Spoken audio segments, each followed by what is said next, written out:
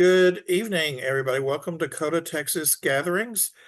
Tonight, we're very fortunate to have with us Dora. She is from Huntsville, Texas. She's going to share her experience, strength, and hope in her CoDA recovery.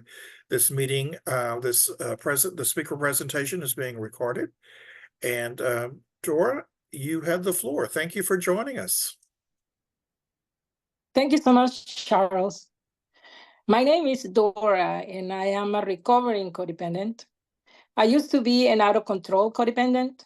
In fact, back before I found CoDA, my codependency was flourishing. My codependency spread like wildflowers. My codependency ran free and unchecked. People around me loved the fact that I was such a great codependent. Why? Because that meant I will continue to take care of them for free, no questions asked. I learned that these individuals did not love me or care about me. They only love to use me. They only care about what else I could give or what else I could provide for them free of charge. Most of these people are not part of my life any longer. And the ones who still are somehow in my life, I keep them at an arm's length. In fact, when they call me, I first consider their motives. I respond to them appropriately, always keeping in mind my own needs first. For example, at work, there's often the request to work an extra weekend day. I am a nurse anesthetist. I work in a hospital operating room, providing anesthesia. In hospitals, especially the operating room in a hospital, it never closes. So we nurses are required to share the wealth of work, and we must work on the weekends to fulfill those shifts because there's no such thing as a weekend crew. Anyways, people often want to give out their weekend shifts at the hospital. I am also what some people will call an empty nester. I don't have any young kids or any responsibilities related to children.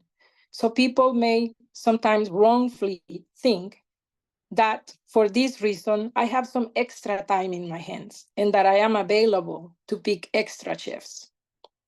So a conversation with my coworkers can go like this. Dora, could you please pick up my Saturday shift at the hospital?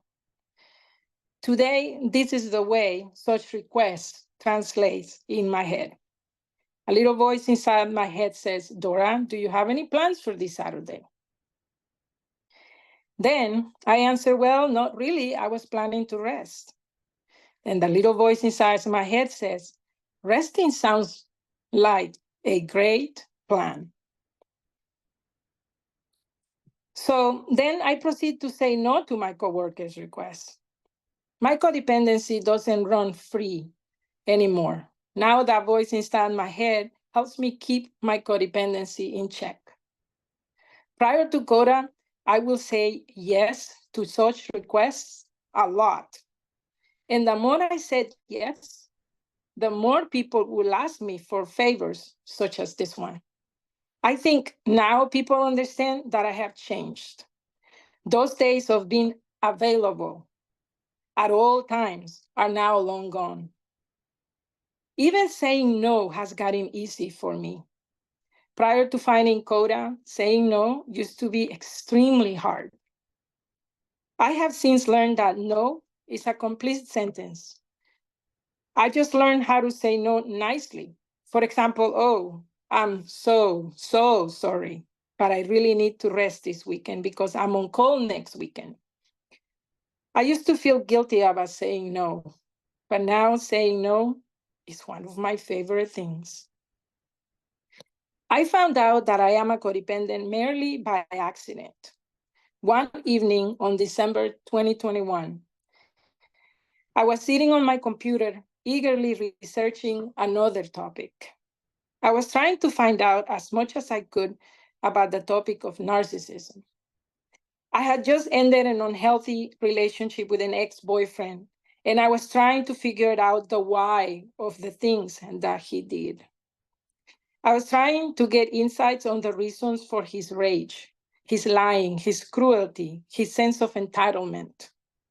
I was trying to figure it out, the reason for the temper tantrums he will throw when things didn't go his way.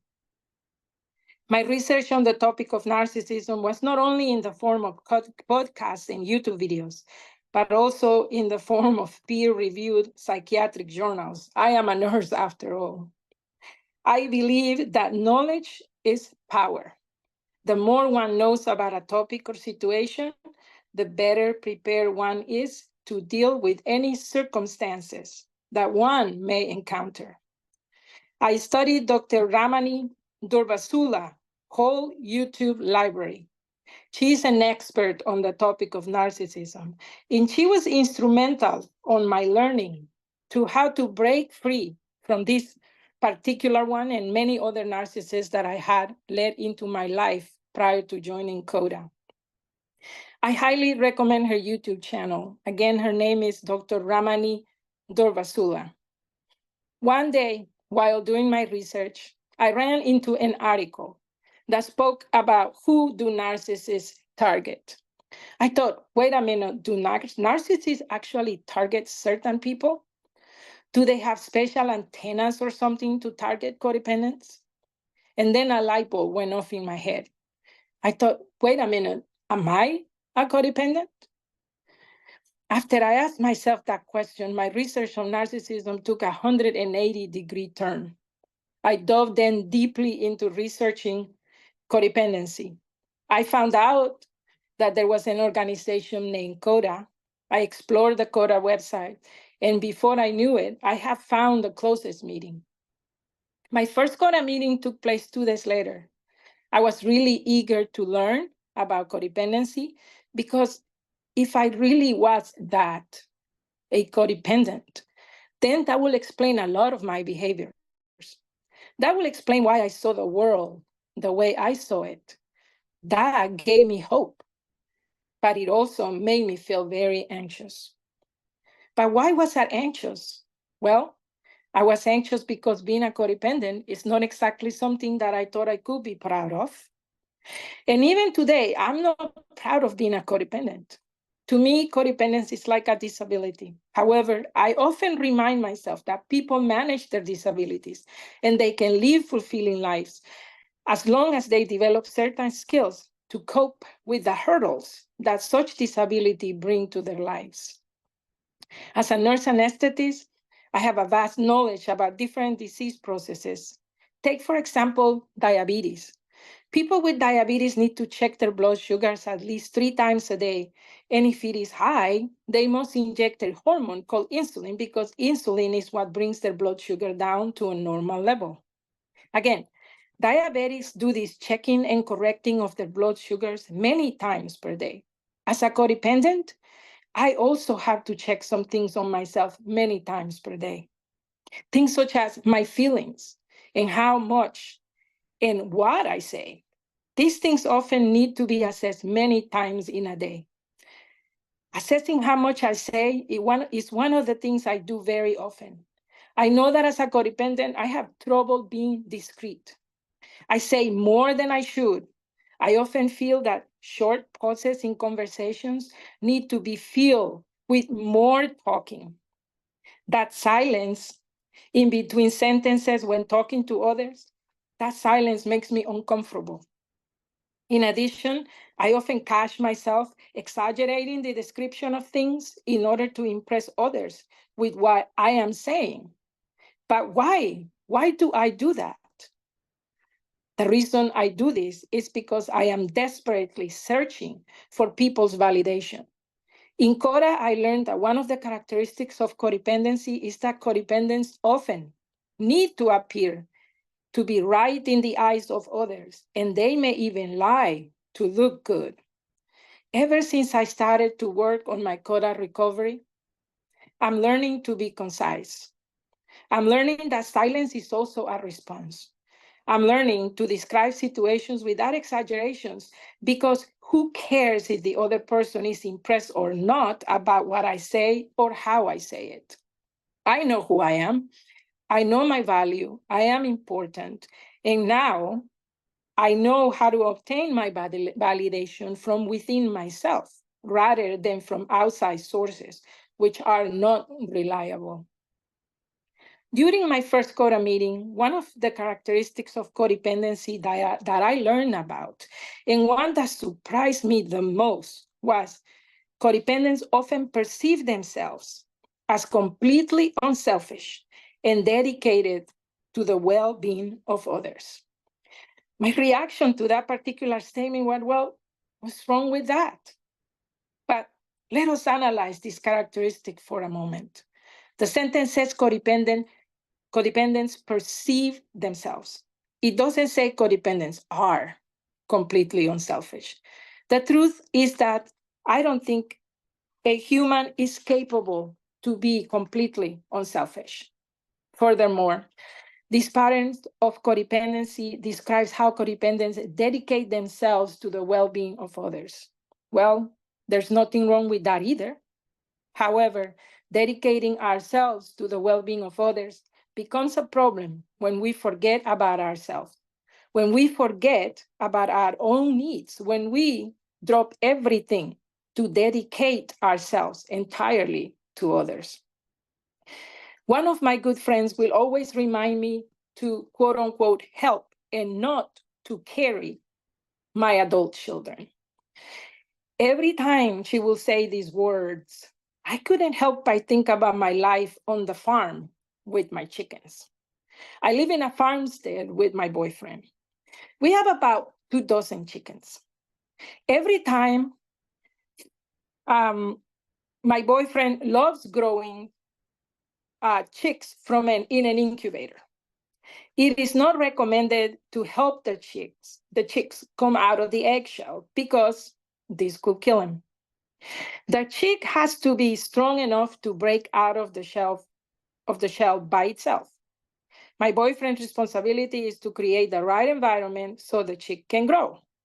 For example, the temperature and the humidity inside the incubator have to be adequate. Looking at how the chicks come out of the eggshell makes me think about my own children and how often did I break barriers for them when they were growing up? How often did I rescue them from situations that they should have learned to tackle themselves? This happened way too many times. My job as a parent should have been to create the right environment for my children to develop, be successful, and break their own shells. But instead, I often broke the shells for them myself. Such actions on my part only affected my children in a negative way. I took their opportunity to become strong and resilient. I understand this now. Another characteristic of codependence that caught my attention during my first CoDA meeting was codependents often do not recognize the unavailability of those people to whom they are attracted to. In other words, like some of my CoDA friends like to put it, we codependents have bad pickers. I know that before starting on my CoDA recovery, I had no business dating anyone. Dating for me was like walking into a pit of snakes, blindfolded, and expecting not to get bitten. I was clueless. I had yet to learn to know myself, my preferences on what I wanted in a partner. Then my chances on picking someone worthwhile and healthy were close to zero. But what does it mean to be available? Is, for example, an alcoholic who's not in recovery ready to date anyone? How about someone who's addicted to his or her job? How can these people have enough time for you? But for a codependent who's not in recovery and who really doesn't understand this pattern, they can only see things like this. About the alcoholic, oh, I know that he drinks every day, but he's so sweet. He's so giving. He takes me to nice restaurants. He's also dealing with his own internal trauma, just like I'm dealing with mine. And I feel bad for him. I want to help him. The reality is that he is an out of control alcoholic, and you will never be his priority. He already has a gut, that God is his alcoholic drink of choice. In the same way, a codependent may try to justify a work addict by thinking, oh, at least if I end up marrying this person, I will never have to worry about financial trouble again. Never mind that you will have to eat dinners by yourself every night because she had to work late. Never mind that you will come home back from work tired, fed up, and stressed out, and maybe she will take it on you. The best way for me to figure out if someone was truly available was to write down what I wanted on this new partner. I will write, he must have time to see me at least 2 times per week, or he must prioritize a section of his free time for me, or he can't have multiple children with multiple women, or he can't have all that baggage because this baggage that he carries will not allow him to spare any time for me. You get the idea. The right person to date is that one who is available to date, not the one you're attracted to and you want to date, but is unavailable to date. Once we understand these, we can learn to make better choices for ourselves. I continue to grow and become healthier thanks to what I have learned in CoDA. I thought I'll speak today about my experiences for me to give a little bit back to what CoDA has given to me. It is important to share our experiences because in this way, we all can learn and we can all support each other. Thank you.